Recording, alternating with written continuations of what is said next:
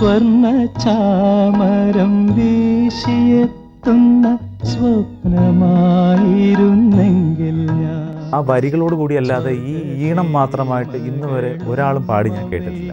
അതിൻ്റെ അർത്ഥം ആ കവിതയായിട്ട് നമ്മുടെ മനസ്സിൽ പതിഞ്ഞു എന്നാണ്. ഈണമായിട്ട് അതിനൊരിക്കലും നമ്മുടെ മനസ്സിലൊരു എക്സിസ്റ്റൻസ് ഇല്ല. അതുതന്നെയാണ് ആ ഈണവും അതിൻ്റെ കവിതയും തമ്മിലുള്ള ഏറ്റവും വലിയ യോജിപ്പ്.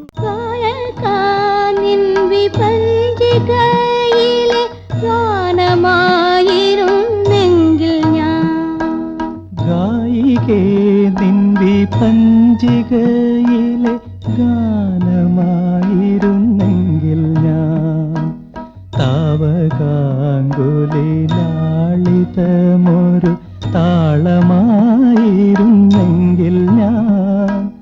കൽപ്പനകൾ ചിറകണിയുന്ന പുഷ്പമംഗല്യരാത്രിയിൽ വന്നു ചൂടിക്കുമായിരുന്നു ഞാൻ എന്നിലെ രാഗമാലിക.